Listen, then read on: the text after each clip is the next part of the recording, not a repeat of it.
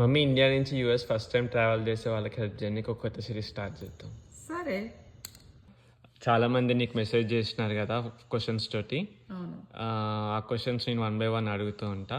నీ ఎక్స్పీరియన్స్ నువ్వు షేర్ చేసుకో. ఓకే.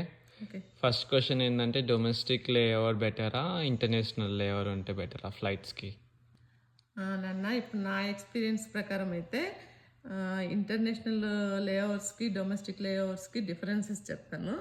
ఇప్పుడు డొమెస్టిక్ లేఓవర్స్లో మనం ఏం చేస్తాము, ఢిల్లీ కానీ ముంబై కానీ పోయి మళ్ళీ మనం ఫ్లైట్ ఎక్కాల్సి వస్తుంది. ఈ ప్రాసెస్లో ఏమవుతుంది, మన చెక్ ఇన్లో ఒక పర్సన్కి 2 ఇస్తారు. ఆ 2 మళ్ళీ మనము అక్కడికి వెళ్ళి బ్యాగేజ్ కౌంటర్కి వెళ్ళి తీసుకొని మళ్ళీ ఇంటర్నేషనల్ కౌంటర్కి వెళ్ళి అక్కడ మళ్ళీ మనము చెక్ ఇన్ ప్రాసెస్ అంతా కంప్లీట్ చేయాల్సి వస్తుంది. డబుల్ పని అవుతుంది. ఈ ప్రాసెస్లో ఇంకా కొంచెము టైం కూడా మనకు డ్యూరేషన్ తక్కువ ఉందనుకో మళ్ళీ ఫ్లైట్ కూడా మిస్ అయ్యే ఛాన్సెస్ ఎక్కువ ఉంటాయి. అందుకని చెప్పేసి నాకు ఇంటర్నేషనల్ బెటర్ అనిపిస్తుంది. 1 స్టాప్. అదేమవుతుందంటే ఫైనల్ డెస్టినేషన్ మనది ఎక్కడ ఉంటుందో అక్కడే మనము చెకింగ్ బ్యాగ్స్ తీసుకోవచ్చు. ఇంకా కొంచెము ఏజ్డ్ వాళ్ళైతే అటు తిరిగి ఇటు తిరిగి కంగారు పడిపోతుంటారు. ఇక అదంతా రిస్క్ అనిపిస్తుంది.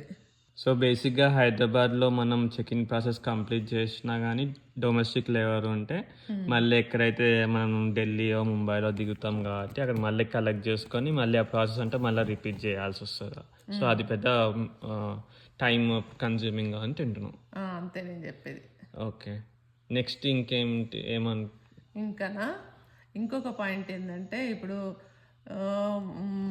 డొమెస్టిక్ లేఓవర్స్ దాంట్లో ఇంటర్నేషనల్ లేఓవర్స్లో టైం ఒకటి ఇంపార్టెంట్.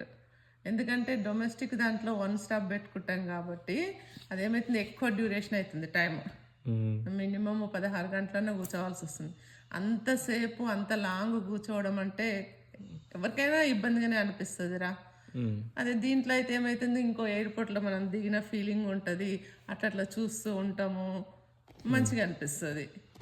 మళ్ళీ గ్యాప్ కూడా ఉంటుంది కదా, ఆ గ్యాప్లో మనము కొంచెం రిలాక్స్ అయిన ఫీల్ వస్తుంటుంది. సో అది దుబాయ్ ఎయిర్పోర్ట్ కానీ లండన్ ఎయిర్పోర్ట్ ఇంకేదైనా సరే. So India to US non stop 16 hours flight ఉండడం కంటే మనకు మధ్యలో లేఓవర్ ఉండడం బెస్ట్ అంటున్నా. ఈ టాపిక్ టైం కన్జ్యూమింగ్ కాబట్టి నెక్స్ట్ క్వశ్చన్ సిరీస్లో కంటిన్యూ చేసేద్దాం.